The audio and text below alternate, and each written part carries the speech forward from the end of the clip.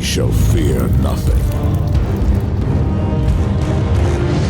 For we are what you fear.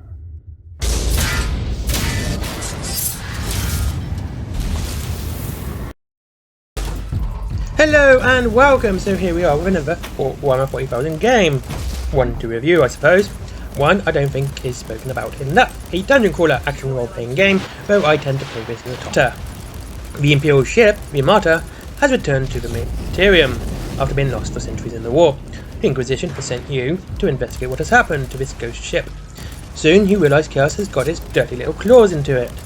Dirty being the operative word here, as the god of choice is Nurgle. He has spread his filthy pestilence all over the Imperial ship. It is disgusting, slimy and grimdark. You get to pick your class, as with every other action RPG. Same roles, different names. Psyker, your mage class. Crusader, your tank class. And Assassin, your rogue class. There's a Tech Adept, which comes with expansion. As I'm not playing that, or any other DLC, I'm not going to count that one with this review. As I always do, I play as rogue class because I'm a bit of an asshole. Which is fast with light armour. Just the way I like it. Very quick and very lightly armoured. I should speak to all these girls now, actually. Back to the story! As I said, you play as an inquisitor investigating the Martyr. Well, you, on the Martyr, you team up with a space marine named Carius Thorn, of the Stormwatcher's chapter, a secretive chapter that works solely with the Inquisition. He almost buys a farm when he decides to fight a Hellbrute, because going on one-on-one with a Dreadnought usually indicates you want to die. The Hellbrute is your first boss. After the first level of all, the Martyr just buggers off and disappears. You have to find it.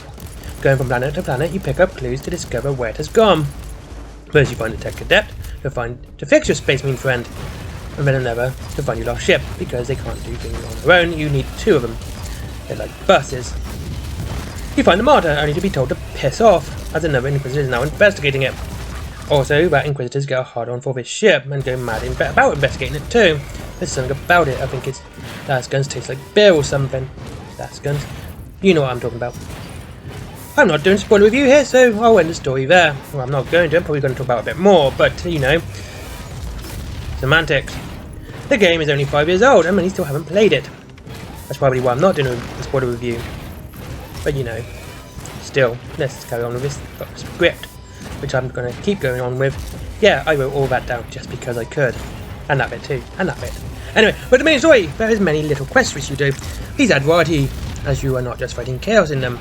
There is Eldar, Drukhari and Tyranids too, adding enemy variety into the mix, which is great. I also like there is Forge World models included in the Inquisitor Martyr game, not just ones from Games Workshop, including the large Chaos Spawn and Eldari Shadow Spectres. Shadow Spectres look awesome, by the way. This allows more variety and allowing more variety than in many other games of this genre is what I was meant to say. Anyway, talking about variety, there are two separate occasions where you don't even play as the Inquisitor, and you are as a Shadow Sword variant of a Baneblade and an Imperial Knight. Yes, this is fantastic. This shows you what Martyr delivers and what a Warhammer 40k game should do. Give you many different ways of killing the enemies of the Emperor. You know, from letting you blow them apart and using daggers and everything else. You know, the various and interesting ways the Imperium can think of. You know, lowly las pistol to Titan killing tanks. Martyr is amazing at just delivering that. Okay, graphically it is very good, and it looks nice, especially with level design. The big empty ship feels onerous, and the frozen planet looks desolate and no winter wonderland. The Hive City is just as miserable. Every level is a perverted twist of what you would expect from other games. Jungle isn't green and lush, it's diseased and dying. It is still green though, so don't take solace in that. Again, the variety of the enemy design looks really good. Each design is unique, it looks really good, and everything is just crisp and smooth. I am playing this on the Xbox One S. I did recording of the Xbox Series X, but I have looked on both, and there's no difference between the two, just so you know. And the gameplay is where we're at now, and that plays well for the most part. It gets really hectic, and I love that.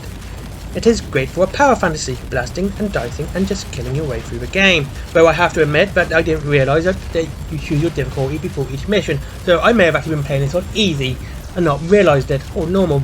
Probably normal, because it gave you the same statistics and the same debuffs for the enemies and the same buffs for yourself. So there you go. As you are blasting, dicing and killing your way through the game, this is amazing fun, and the controls, well, I don't like them. It is half manual and half more automatic.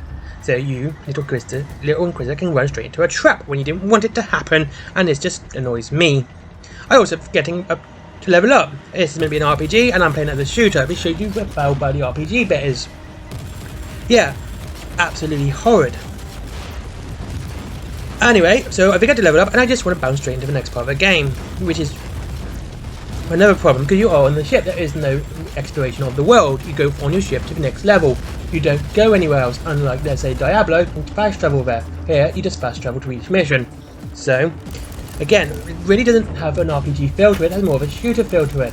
It's not a bad thing, it's quite a fun thing, but yes, we are meant to be playing an RPG and not a top-down shooter.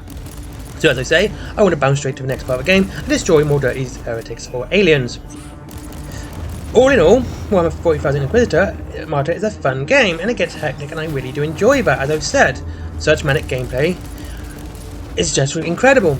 The flaws can be overlooked though, and are more often not missed, when you're having so many enemies on screen to kill at one time. I mean, you can really go ham on a lot of them if you want, all for the glory of the Emperor, as I said.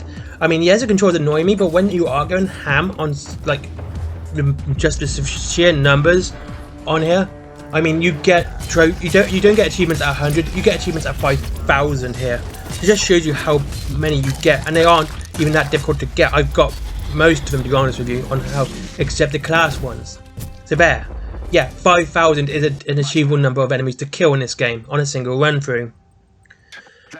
Yeah, okay, that was the only other thing I want to point out, and that is still online, only today, even if you're playing single player. And to be honest with you, when it first came out, that was enough for me not to pay money for it. I was interested, I was excited, but to hear it was online only kind of makes me go, yeah, no. And I only got Martyr because it was free on Xbox Gold. Yeah, but if you can overlook that little detail, yeah, get it, it's great fun. If you can't, you're probably missing out one of the best Warhammer 40,000 games ever made. Yeah, I honestly think this is probably better than Space Marine, because of the strange, straight up variety of the enemies, the gameplay, and how hectic it is, and how you're just going ham, and it just feels like an absolute power fantasy no matter who you play. I would honestly like to have seen this more, and this to get a sequel than Space Marine. I know if you've seen me on Facebook, you know I've gone pretty hard on Space Marine 2 because of Saber Interactive, but this is probably one that deserves a more of a sequel because it feels better. And it was different. Anyway, thank you very much for watching. I hope you enjoyed this review of Inquisitor Martyr, Warhammer 40,000, blah blah blah blah. And of course, if you like your Warhammer 40,000 hot and fresh and with up to 25% off, you can click Element Games down below. And if you like comics, you can read mine. That's quite good, I think. And if you like t-shirts, you can buy mine. They're quite good too. And if you like, if you want to buy anything by me or Warhammer, you can also buy more comics and books from Forbidden Planet. That link is down below. And if you don't want to do that to support me, you can always give me some money. I mean, honestly, just buy something, do it that way. I prefer it. But yeah, if you want to give me money too, I'll say no. I'm not stupid. Anyway, thank you very much. Have a great day. Oh, and welcome to Morrowind because that is a bloody long game. And next week will probably be Halo. I like Halo. I haven't done decent shit for a long time. Anyway, thank you very much for watching. Have a great day, and I'll see you all very soon. Thank you, and I love you all. But believe me, there is still much work to be done. You'll find a desecrated shrine next door that leads to the control room. Go